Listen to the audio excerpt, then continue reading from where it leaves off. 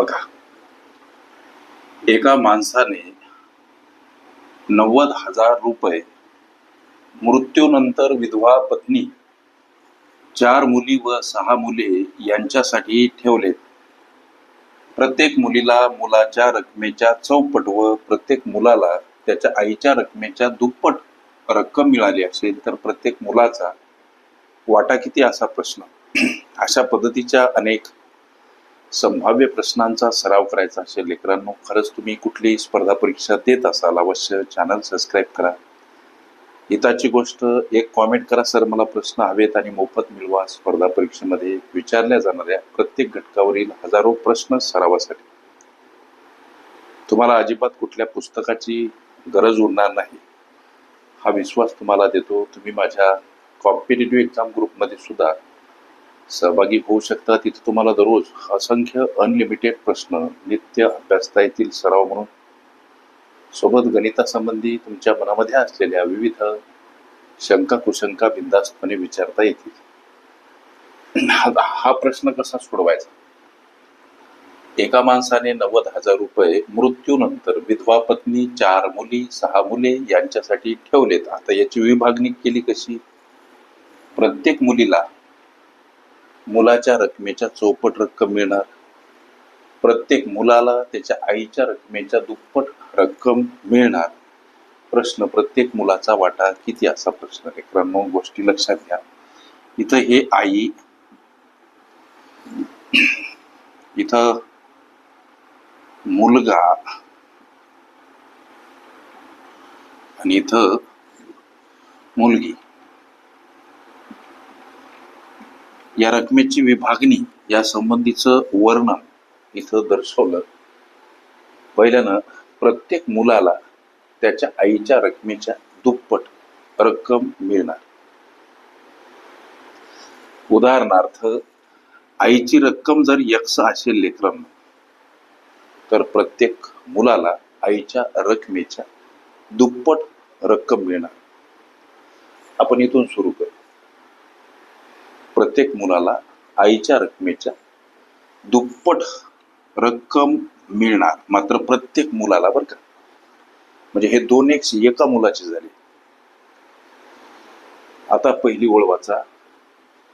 प्रत्येक मुलीला, प्रत्येक हा शब्द फार महत्वाचा बरं का.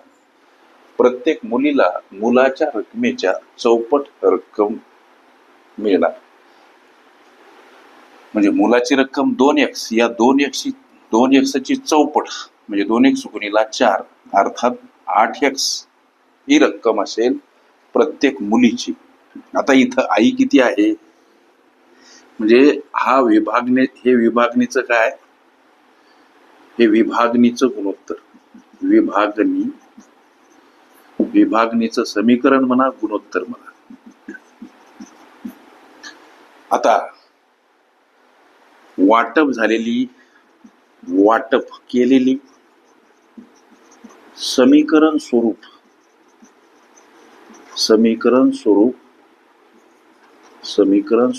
रक्कम. वाटप केलेली समीकरण स्वरूप रक्कम. आई किती आहे लेकरांनो, 1 आहे. म्हणजे 1 गुणिला X. आईच्या वाट्यावर आलेली समीकरण स्वरूप रक्कम 1x. इथं मुलाचा प्रश्न, ही जी 2x आहे, एका मुलाच्या वाट्यावर आलेली ही रक्कम आहे. मग 4 मुलं आहेत. मुलं किती येतं, मुलं किती येतं, 6 मुलं येतं. मग 6 मुलांच्या वाट्यावर आलेली समीकरण स्वरूप रक्कम किती. म्हणून या 2x सोबत 6 गुणिला 12x एवढी रक्कम या 6 मुलांच्या वाट्यावर येणार. हे 6 मुली आहेत. आणि लेकरांनो, मुली किती येतात, 4 मुली येतात. 4 मुली येतात. लक्ष द्या.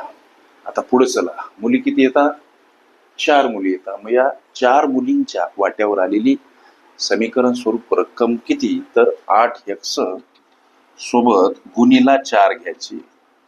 8 चूक 32x ही मुलींच्या वाट्यावर आली, 12x ही मुलांच्या वाट्यावर आलेली रक्कम आणि 1x ही आईच्या वाट्यावर आलेली रक्कम. एकूण रक्कम आहे 90,000. या 90,000ची अशा पद्धतीनं विभागणी होणार.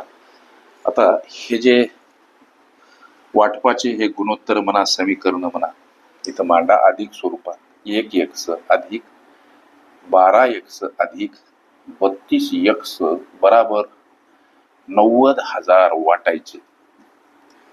ही बेरीज करा. 32, 10, 42 आणि 2 44 आणि 45x बराबर लेकरांनो हे 90,000. या x ला एकटं करू. 90,000 कडे जाताना 45 का भागीला मांडायचे. संख्या परस्पर विरुद्ध बाजूने जाताना एखाद्या पदासोबत गुणिला असेल भागीला स्वरूपात मांडा. हा गणितीय गुणधर्म. गुणिला असेल भागीला, भागीला असेल गुणिला, अधिक असेल वजा, वजा असेल अधिक, अंशस्थानी असेल छेदस्थानी, छेदस्थानी असेल अंशस्थानी मांडा. मग आता हा भाग कसा गेला. 45 दोन्ही 90 आणि हे 3 शून्य 2 वर.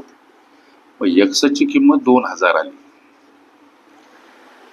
प्रश्न प्रत्येक मुलाचा वाटा किती. आता प्रत्येक मुलाचा वाटा 2x आहे. लक्षात घ्या. प्रत्येक मुलाचा म्हणजे इथं प्रत्येकी वाटा असं जरी लिहिलं तुम्ही, प्रत्येकी वाटा, इथं हा शब्द न घेता प्रत्येकी वाटा,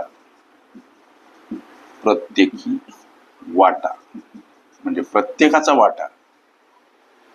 एका मुलाचा वाटा किती आहे. प्रत्येक मुलाचा वाटा किती असा प्रश्न.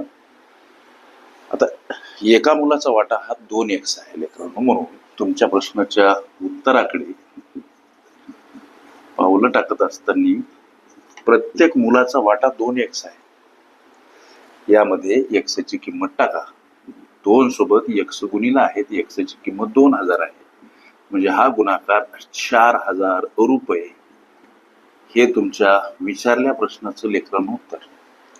अशा पद्धतीच्या अनेक संभाव्य प्रश्नांचा सराव करायचा असेल, खरंच तुम्ही कुठलीही स्पर्धा परीक्षा देत असाल, अवश्य चॅनल सबस्क्राईब करा. हिताची गोष्ट एक कॉमेंट करा. सर मला प्रश्न हवेत आणि मोफत मिळवा. स्पर्धा परीक्षेमध्ये विचारल्या जाणाऱ्या प्रत्येक घटकावरील हजारो प्रश्न सरावासाठी. अजिबात तुम्हाला कुठल्या पुस्तकाची गरज उरणार नाही. ओके. वाटपाचे गुणोत्तर ही माझी प्लेलिस्ट अवश्य बघा. त्यामध्ये विविध स्पर्धकांनी विविध अंगांनी विचारल्या संभाव्य अशा असंख्य प्रश्नांचा सराव तुम्हाला